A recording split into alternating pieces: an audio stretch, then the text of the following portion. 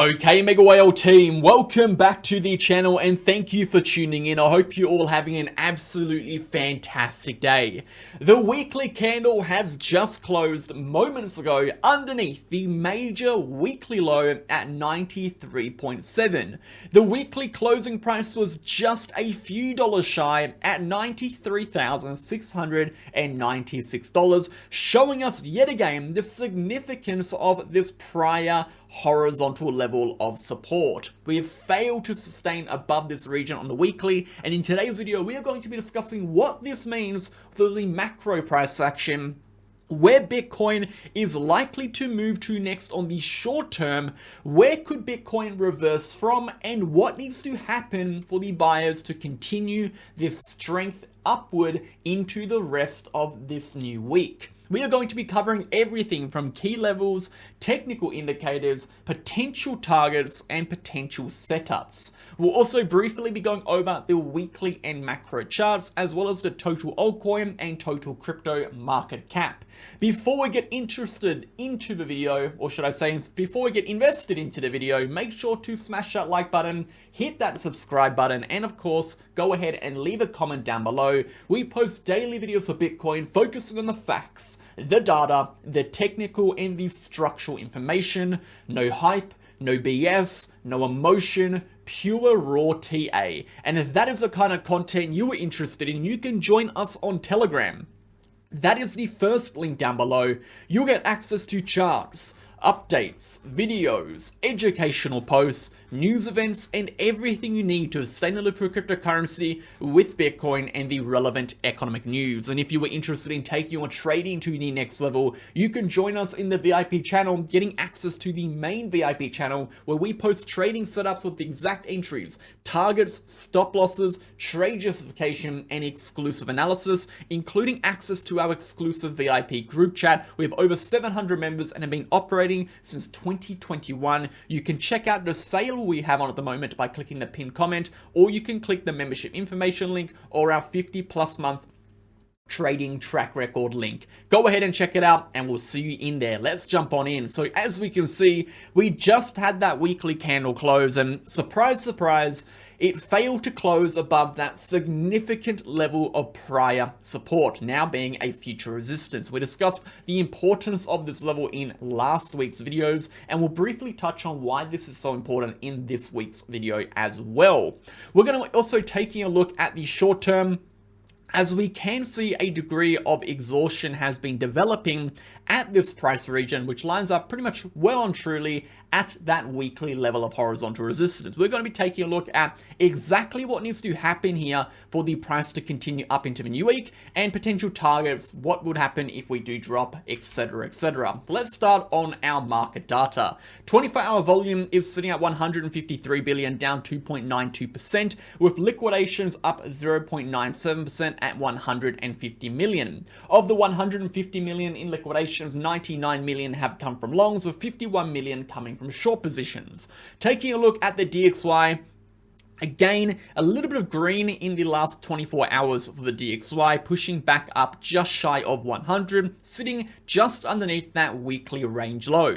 All in all, while we are sitting underneath this weekly range low and that 100 level at the change of character, the expectations are that we do eventually continue toward the downside. If we are able to break back above 100 is potential. This may be marked as deviation before we continue upwards, but that is not the expectation while we are sitting underneath 100. Of course, we do have the major interest rate decision coming out, I think in about 10 days from now, which is going to be massive in determining where the DXY is likely to move to. The current probabilities are still in favor of an interest rate pause, but the probabilities for interest reduction are starting to creep up into those double-digit percentages, so it is potential that we get some sort of insight into what the expectations are in future interest rate periods from the Federal Reserve in the press conference. So it's going to be very important. As always, we need to pay very close attention to not only the result, but what they expect in future periods. Moving over to the S&P 500, as Bitcoin failed to get above that weekly resistance here, unfortunately, the S&P 500 has done the same. We have come up to retest a critical downtrend of resistance, as we can see marked out by this trend line. This is going to be the weekly downtrend. we have now been in since the 20th of February, having now retested this level and failed to sustain above that here on the daily and the weekly, rejecting from that point as we speak. A very pivotal moment for the S&P 500, as if we are able to break through this region, it is highly likely we continue up into 5,700, potentially 5,800, but until then, resistance is resistance until it is not, and if we fail to break this region, the potential for rejections remain on the card. So very important stuff, guys. Bitcoin being at a critical level, the S&P 500 being at a critical level is a very, very important moment for the markets. Let's move over to the crux of today's analysis, guys. Like we said, we are taking a look at the weekly, the macro, the weekly close, the expectations, the invalidations, the targets, the short term, absolutely everything. By the end of today's video, you will have a very detailed and comprehensive understanding of what to expect and what is happening. Before we get into all of that, make sure to sign up to BitGet, BitUnix, or BingX. These are the exchange links down below. By signing up to these links, you'll get a lifetime trading fee discount of 15%. You'll go to support me making this content. You'll support yourself trading on an exchange I trust, and of course, you'll get those very, very lucrative bonuses. So check out the ad will play, and we'll see you back in just a second. If you are looking for a new exchange or just want to support the channel, sign up to BitUnix with the link down below. You'll get a lifetime trading fee discount of 15%, which can build up to 45% based on your trading volume, as well as access to a bonus reward center, and of course, all of the exclusive campaigns we run on this exchange. You'll also get access to BitUnix being a non-KYC exchange, meaning you can sign up from anywhere in the globe without regulations. And most importantly, I only promote exchanges I trust and I use. As you can see, I trade on BitUnix very regularly, being the highest VIP level with over $500 million in trading volume for the last 30 days. And lastly, if you were interested in signing up to our other two exchanges, BingX or BitGet, you can also do that via the links down below. You as well will get the 15% trading fee discount and everything else that comes with it. Go ahead and sign up. Thank you for supporting. Let's jump back in.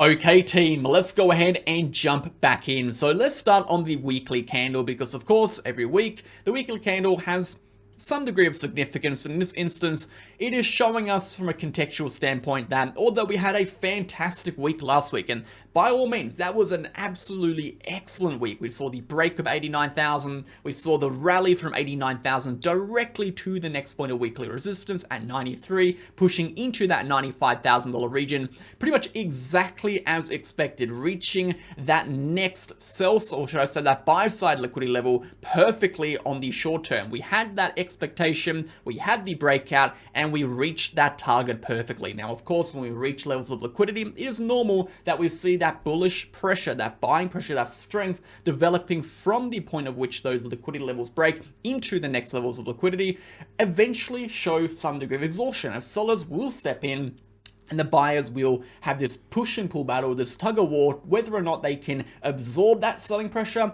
and facilitate this trend to continue, or whether or not they drop the ball and sellers step in. And what we're seeing here is we are seeing that. We are seeing some selling pressure develop, we are seeing the buying pressure fade away, and we are beginning to see this consolidation, this stagnation now turn into a short-term correction. And that has been coupled with the fact that on the weekly, we have been unable to sustain above this prior level of resistance. Now, as we have discussed in the past, prior supports become future resistances. So from a weekly perspective, we are now challenging and we have now failed to break through a weekly level of resistance. Now, this doesn't necessarily mean that the uptrend Bitcoin is now in is over. And it definitely doesn't necessarily mean the price action is bearish, but it does provide some very good context to what we can expect potentially during this week and what we need to see in the next weekly candle close to confirm certain potential future movements. So when we're taking a look at that, the weekly horizontal trend line, it is a weekly time frame, right? So anytime we see confirmation of breakouts in the weekly, it is up to a potential 7-day lag, right? So it's always going to be lagging to some degree. But when the price action is sitting above these weekly levels, or at least can sustain above these weekly levels, what it does show us, what it does tell us from a contextual standpoint, that the potential for the price to sustain above these regions and thus continue in that direction is greater. So what do I mean by that? I mean that if we do, and if we were able to see a weekly close above this prior level of support, that would signify that the price action would be more likely to continue upwards into the future than to see a break and close above, only to see a failure and continuation downward. So if we want to be confident that Bitcoin is going to continue into 98, into 100, into 104, we need to see the price action sustain above 93,700, which lines up perfectly with that weekly high. And that means this is the current level of short-term and high time frame resistance. So what happens at this point is going to massively determine whether or not we do facilitate a break and sustain or a rejection and continuation into prior areas of structural support. We'll come to the short term in just one second, but we need to understand or lay the foundation and context of this higher time frame price action. So let's just hypothetically say, and we'll discuss this in a second, that we do reject from here. How low could Bitcoin go until we run the risk of, I guess, damaging this uptrend we have developed over the last week? And the answer would be simple. We would need to break below 89,000 to run any sort of risk of a correction sub 86. The reason we say sub 86 is because 86,000 is going to be the prior weekly level of resistance. And when we broke that resistance, we saw a strong continuation upwards, just as when we broke that weekly support over here, we saw a strong continuation downwards. So we got these weekly highs and these weekly lows. And therefore, while we sustain above 86,000, the expectation is that we are bullish and we will not drop below. If we do drop below 89, it is very likely we come back to retest 86. And if we lose 86, that is when we should be very worried for stronger and more aggressive macro corrections, which could take us underneath the 50 EMA and underneath the Gaussian channel. As we have discussed in the past, and we'll discuss now very briefly, a weekly close below the 50 EMA and a weekly close below the Gaussian channel will be the trigger points to confirm that we are going to see corrections lower. We're looking 72,000 being that weekly high over here, and we're looking 55,000 being that of the 200 moving average and the next level of support underneath the Gaussian channel lower band. So you can see how, although this move here is not likely, particularly while we sustain above 86,000, what happens at this level of resistance here at 93.7, particularly how the short term develops at 93.7, which we'll discuss in a second, will influence where the price action is likely to travel to. And if we start traveling downwards, particularly breaking 89,000, entering 86,000, well then this scenario now becomes again more probable. So at the moment, I do not think this is any cause of concern, but if we're looking at this rally toward the upside, we need to consider the fact that we are now at resistance.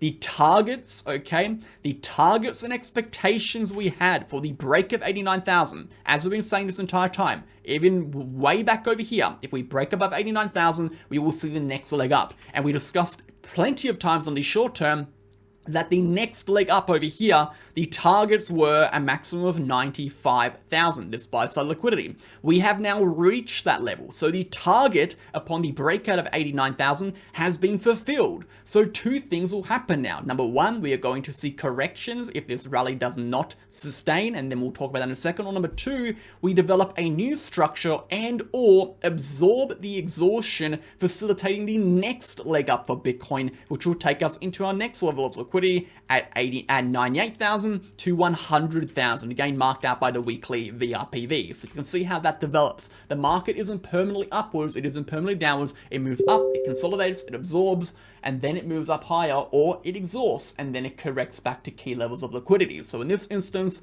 we can see the short-term price action has broken fantastically, reached the bullish targets, And ever since we have reached those targets, we can already see a massive change in the character of the price action. The price action went from volatile and aggressive to now more choppy, more sideways price action. We are seeing a shift in the way the price action is moving, because the way the price action moves is a direct consequence by what buyers and sellers are doing at any period of time. We have more sellers than we have buyers in terms of monetary quantity. We are going to see the price action drop lower. So that's what we are seeing right now. We are seeing a degree of exhaustion, and we are seeing the sellers begin to step in. So let's take a look at what will happen if the buyers do not step back in here and do not absorb the selling. And let's take a look at what will happen if they do, and more importantly, how we will know if they do. So let's start on the bullish scenario.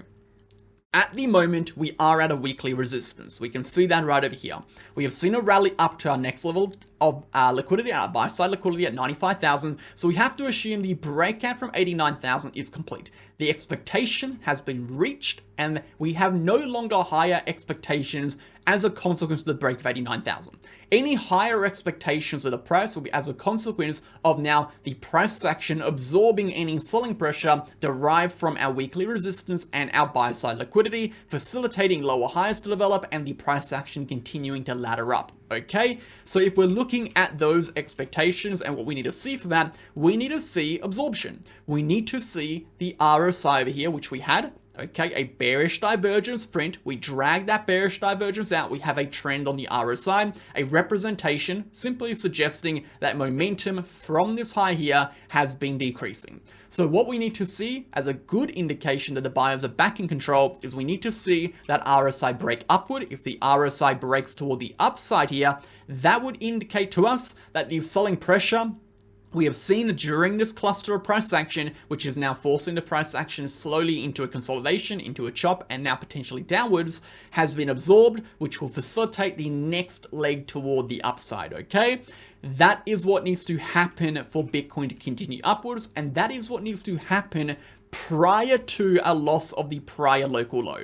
So the prior local low is sitting at 92,000, which will pretty much line up relatively well with that 200 moving average. Maybe a 200 moving average will push slightly into that region. Nevertheless, if we lose this prior local low prior to the RSI breaking upwards, that is going to suggest the opposite, that the sellers within this cluster of price action has exhausted the buyers and the sellers are in control, facilitating a correction back to 89,000. So those are the scenarios right now, guys. Expectations. We are at a weekly resistance. Okay, momentum is negative. Straight away, the bias is downwards. So the expectation is we move to 92,000. If we reach 92,000 and break below 92,000 prior to seeing a breakout of the RSI, the expectation will be then, of course, 89,000. If we see the week, or should I say this hourly RSI break toward the upside prior to the loss of 92,000, that would indicate the selling pressure has been absorbed and the buyers are ready to push the price up to the next leg, which could take us 89, or should I say 98 to 100,000, and that would likely secure the weekly close above this trend line and facilitating a move into the mid-range of this channel, as we just mentioned. So those are the bullish and bearish scenarios, massively dictated by what happens here on the short-term price action. So by now, you should have macro contextual understanding. You should be aware of the implications of the loss of 89,000, where of which the trend turns bearish again on the macro, 86,000, the impact of the weekly close above 93.7, and then the short-term price action and how the direct movements on the short term can influence the probabilities of not only macro, but the short-term targets and expectations, whether that be a continuation upward via exhaustion absorbing, or whether that be a continuation lower via prior lower lows being taken out, or should I say higher lows being taken out, and the buying pressure being exhausted. So that is it, guys. Let's move over to the macro charts now one more time on the total market cap. As we can see, a very similar position here for the total market cap. We are sitting above a pretty interesting level, which is at $2.8 trillion level. This is going to be a key level of support. I'd be concerned for the crypto market cap if we were to lose this level. So if we were to break below this region, I'd be very concerned for a broader market correction again, for the next leg downward to start again. But while we sustain above here, this is of course a high time frame support, and the potential for reversals and bounces to develop is likely. So bullish above, bearish below. As for the total altcoin market cap, it is looking okay, but as always, it is not there yet, guys. It's just not there yet. It needs to break above that $840 billion level. It is lagging compared to the rest of the market. We can see here that prior lower high right over here. This is equivalent to the $89,000 resistance. This point right here, 840 billion to 860 billion is equivalent to the 89,000 resistance. We saw what happened when Bitcoin broke 89K, it went upwards. For the total market cap to continue upwards, for the total altcoin market cap to continue upwards, we need to break $840 billion. If we do not do that, this right here is just a lower high at a level of resistance before we expect a continuation back lower. So are we out of the woods? No. Have we established some fantastic levels of support which could propel the price up to 100,000, 98,000? Yes, we absolutely have. We've established some critical levels of support below us, which is fantastic. We've broken out the trend. We've flipped momentum positive. We've decreased the probability for the 50 EMA, the Gaussian channel, to be lost, and thus the probability for macro corrections. But we have completed the breakup. We have now completed that move. The target has been hit. There are no further expectations as a consequence of 89K breaking. The next upward continuations will come as a direct consequence to what happens to the short-term price action. Whether or not the sellers will exhaust the buyers, whether or not the price action will drop down, breaking below these lower highs, or whether or not the selling pressure will be absorbed by the buyers, facilitating a continuation upwards into 100,000, and thus a very likely weekly close and continuation of this weekly trend. A lot rests on this week, guys, some very big stuff coming, and of course, a lot is resting on the short term. So by the end of today's video, like we said, you'd have a very detailed understanding. I do believe we have delivered on that promise, and we do always enjoy making these videos for you guys, so thank you for sticking around to the end, and of course, we'll catch you guys in the next video tomorrow. I look forward to seeing you all then. Have a great day. Bye.